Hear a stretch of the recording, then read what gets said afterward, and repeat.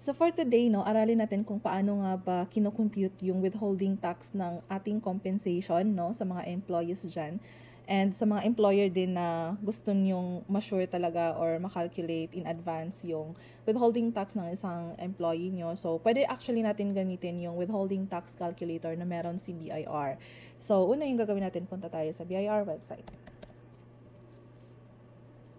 So, ito na pala yung bagong website, no? Yung itsura na change na siya, no? So, hindi na siya same before. Actually, mas maganda ito ngayon, very improved. And mas madali siyang gamitin. So, ang gagawin natin, pagpunta natin dito, scroll lang natin siya pababa. Hanggang sa mahanap natin yung withholding tax calculator. Ayan. So, pinasimplify na talaga ni BIR. So, ito yun siya, withholding tax calculator. Ito yung para sa mga employees, no? So, i-view natin. So, ito yung makikita natin, no? Pag-click natin nung blue tab. So, ito siya. Nakalagay dito, easily determine accurate withholding tax amounts for salary, services, and other income types. So, meron siyang mga guide dito, no? Makikita natin na meron siyang restrictions or limitations on the use of BIR withholding tax calculator. So, itong application na to hindi siya downloadable. So, kailangan mo talagang mag-login dito sa website kapag gusto mo siyang gamitin. So, para ma-access natin yung withholding tax calculator, ito yung i-click natin. So, ito yung makikita mo pag clinic mo siya, no? So, by the way, pwede mo din tong i-execute or gamitin via your cellphone, ha? Hindi siya necessary na nandito talaga siya sa laptops or computer. So, pwede siya sa cellphone actually. And, so ito siya. Actually, maganda ito kasi meron siyang mga labels.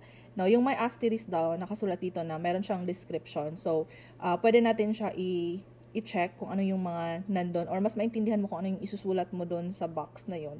Once clinic mo or highlight mo yung, or nilagay mo yung cursor actually doon sa asterisk. So, for example, itong payroll period pala, huwag niyo siyang kalimutan kasi very important to. Magbavari kasi yung computation. Though in total naman sa monthly is the same lang siya. Pero, syempre, kung daily yung sahod mo, so daily yung i-click mo.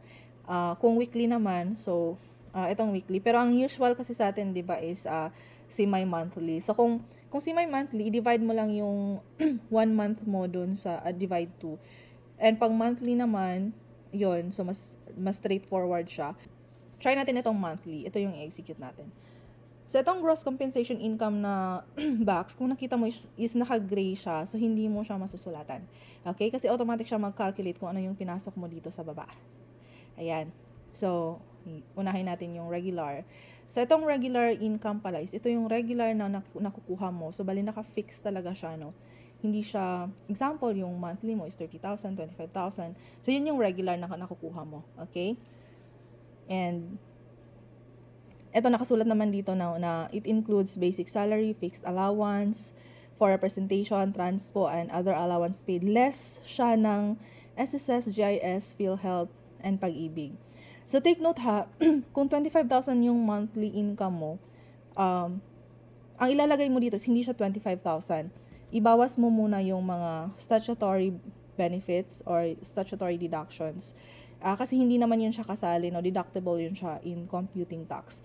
So, huwag kang mag-expect na pagsulat mo dito, ima-minus na ni BIR, kailangan talaga yung nakasulat mo dito is net na siya. So, for example, 25,000 yung monthly mo. So, ang total na deductions mo actually sa mandatory contribution is 1,950. So, minus mo yan sa 25,000, ang matitira na lang is 23,050. So, yun yung isulat mo dyan sa basic salary.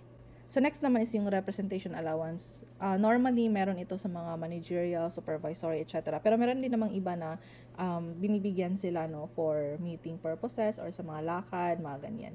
So, i-blank na lang muna natin. Itong transportation allowance, i-assume lang natin, no, sa isang buwan, binibigyan ka ng 1,000 na transportation allowance. And then, lagyan lang natin, no, na in a month, binibigyan ka ng 500 pesos.